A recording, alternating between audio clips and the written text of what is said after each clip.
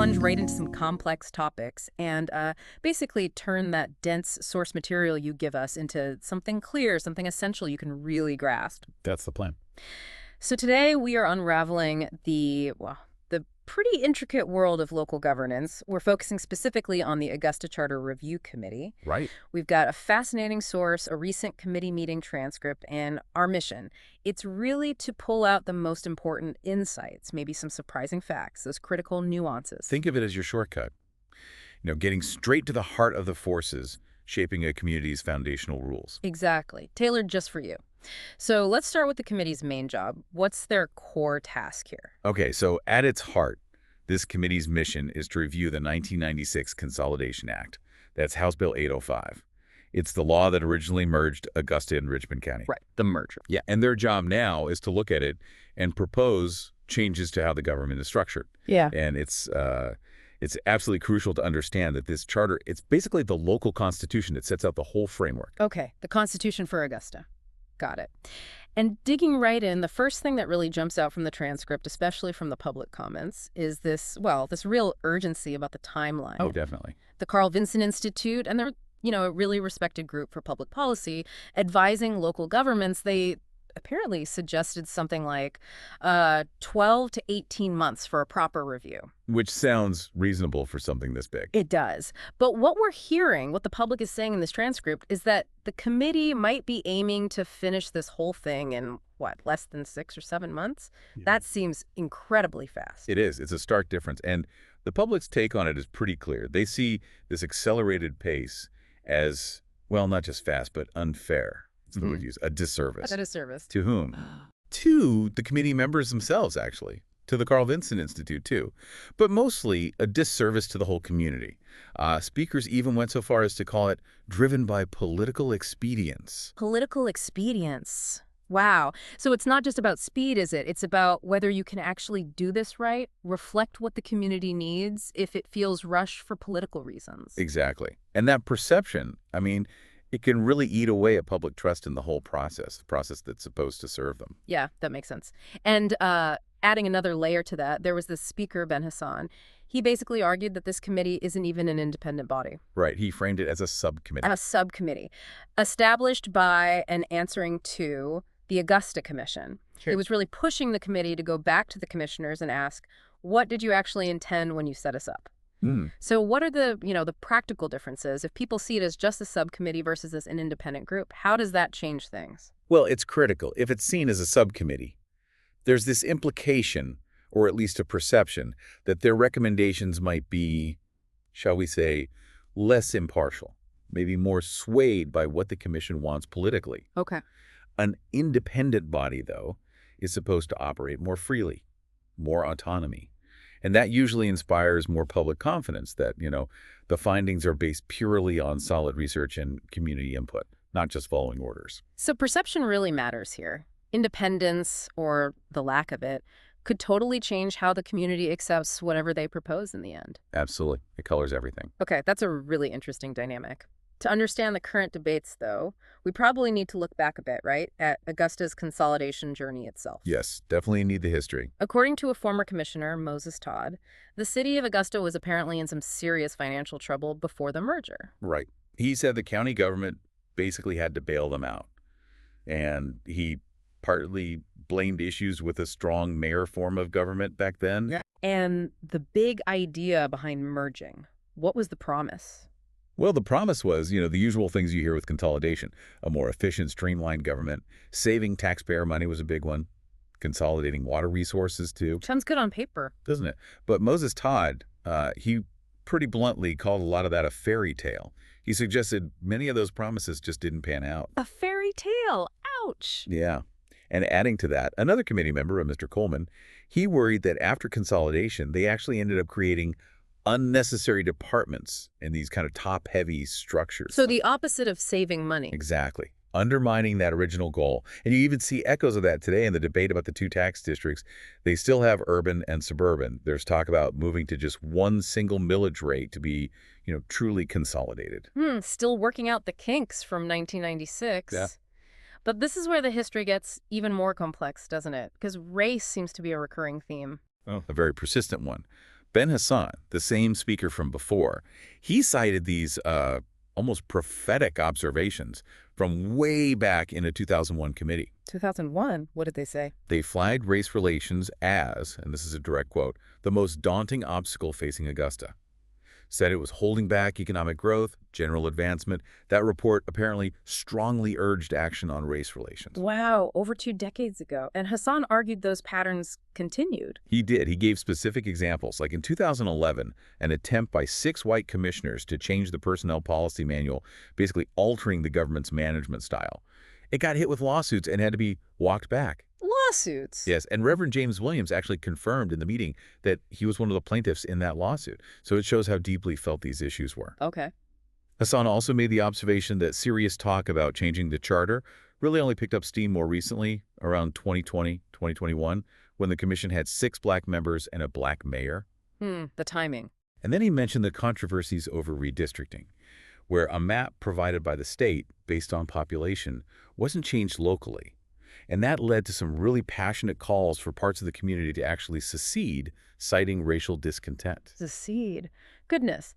So these aren't just like isolated arguments. It sounds like a deep, long-running current of racial dynamics shaping government decisions and structures there. Absolutely. It's not just about, drawing lines on a map. It's about the history and the social weight those lines carry. It's clearly woven into the fabric of these charter discussions. Okay, so moving from those big historical currents and the pressure of the timeline, let's dive into the actual charter document itself.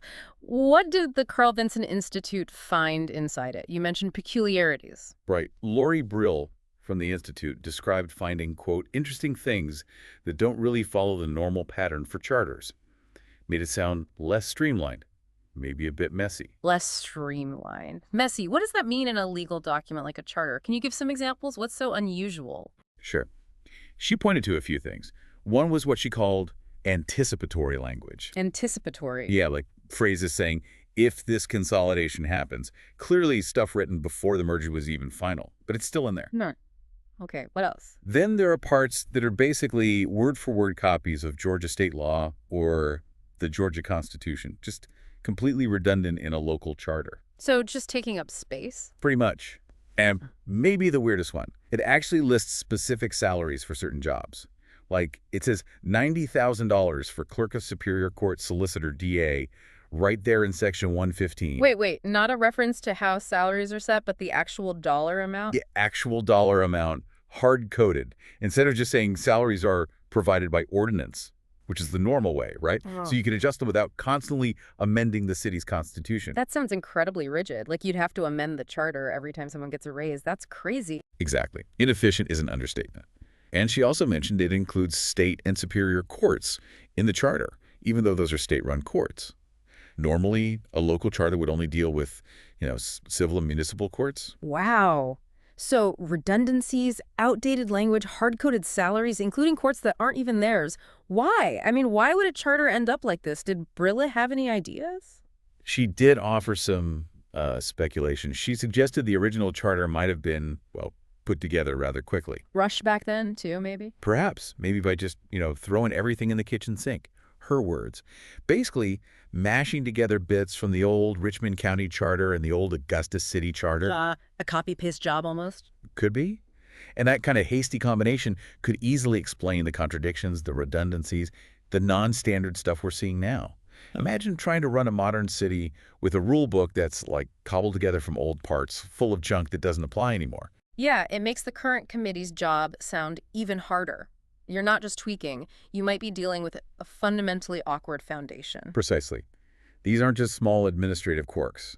They seem like they could be daily roadblocks, causing confusion, inefficiency, needing constant fixes, maybe even fueling some of the debates they're having right now about how the city should work.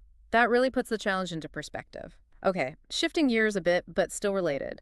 The Carl Vinson Institute also presented on demographics, breaking down the districts. Right. They looked at the commission districts. There are 8 of those. And the super districts, there are 2 of those, plus all the voting districts within them. Okay, 8 plus 2.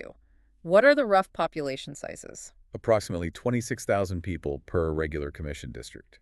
And the super districts are much larger, around 103,000 people each. And the demographics within those big super districts, what did they find? Well, it's pretty interesting. Super District 9 is predominantly non-Hispanic black, but Super District 10 is more of a mix, a pretty even split between non-Hispanic black and non-Hispanic white residents, but also with noticeably larger Asian and other populations.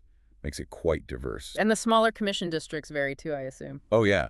They give examples like District 5 having the largest non-Hispanic black population, District 4 having the largest Hispanic population, and District 7 having the largest non-Hispanic white population. So a real mix across the board. So let's talk about these super districts. That structure isn't universal, right? What's the thinking behind them, especially in Augusta? Rex from the Carl Vinson Institute explained that, yeah, they are a little more common in the South. And he mentioned one reason historically was trying to balance racial opportunities in representation. Balance racial opportunities, how? Well, he noted there isn't like a magic formula for how many you have 2 versus 3 or 4. It's mostly based on math and drawing contiguous lines on a map.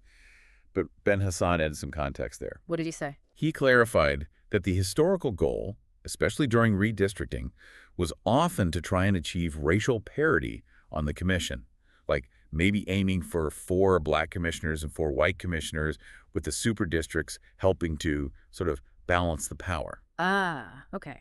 A deliberate structural mechanism. Although he did point out that population shifts have kind of outgrown that original neat balance. But he still argued the super districts are needed today. Why? For what reason now? His argument was interesting because Augusta functions as both a city and a county that consolidated government thing. He said the super districts allow it to tap into federal money out of 2 pots.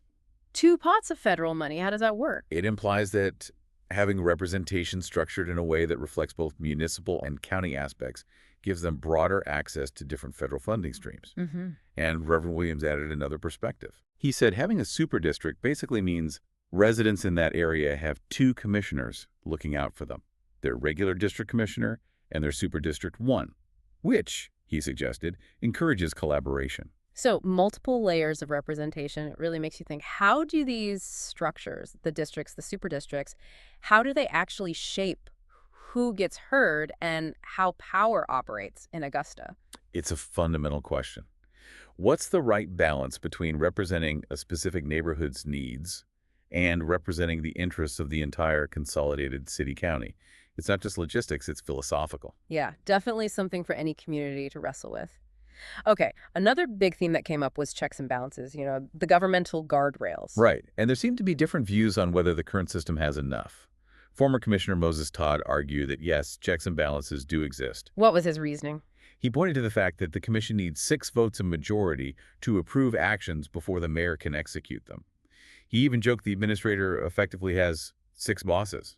6 bosses. Yeah, that paints a picture. Sounds like a built-in check right there. He seemed to think so.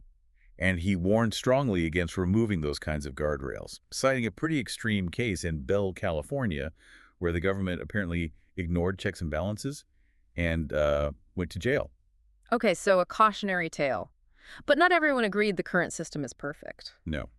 A committee member, Mr. Powell, suggested that if Augusta were to move towards a stronger mayor system, then you would need additional checks and balances. Ah, so it depends on the structure you're aiming for. It sounds like there's maybe a fundamental disagreement or at least a different perspective on what sufficient checks and balances even means for Augusta. There absolutely seems to be that divergence. Todd sees the current system as having plenty, maybe even too much oversight with the 6 bosses.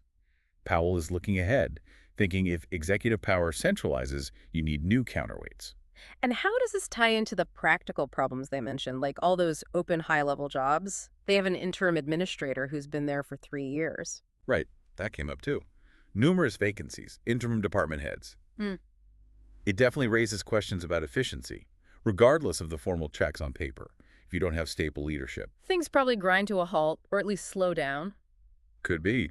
Moses Todd actually suggested better public relations might be needed to attract good candidates, which sort of implies the current system, or maybe just the perception of it, isn't helping them fill those crucial roles. Makes sense. Okay, lastly, let's touch on public engagement.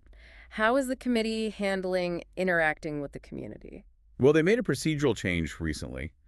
A motion passed so that public comments will now happen right at the beginning of the meetings. Oh, that's good. So people don't have to wait potentially hours to speak. Exactly. Seems more respectful of their time. There's a 5-minute limit per speaker, though, minus any time used for questions from the committee members. Okay. And there was also discussion about who speaks for the committee. Yes, that was significant.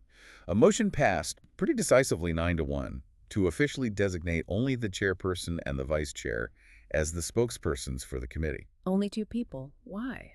The reasoning given was to streamline communication, present a more united front, avoid maybe conflicting messages or public signs of internal disagreements. Okay, I can see the logic for consistency, but does that limit what other members can say?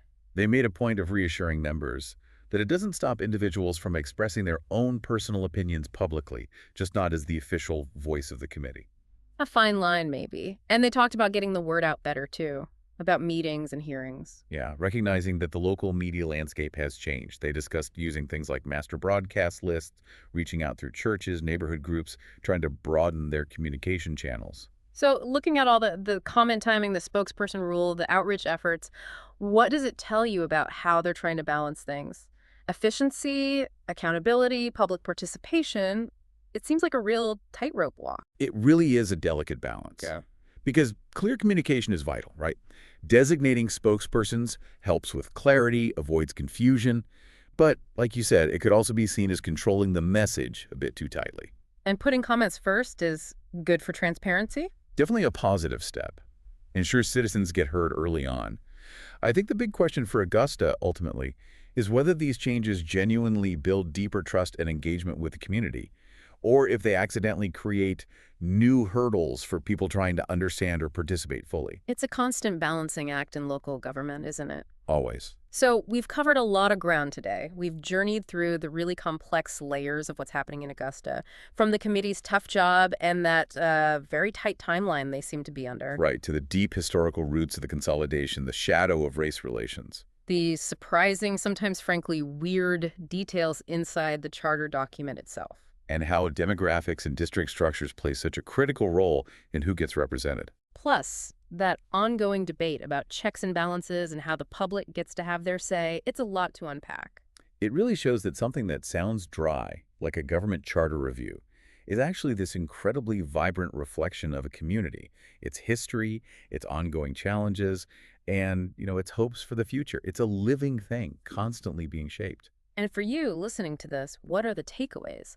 Think about the implications when a fundamental government structure is seen as rushed, or when it's deeply tangled with historical tensions like race, or when the rulebook itself is just inconsistent or confusing. How can a community really move forward together if its foundational document is unclear or feels imposed or is always being argued over? Exactly. Consider the huge impact that these seemingly small legal details, these procedural choices, can actually have on the daily lives of thousands of people. And maybe think about the ongoing challenge in any community of crafting that local constitution, that charter, so it truly serves everyone.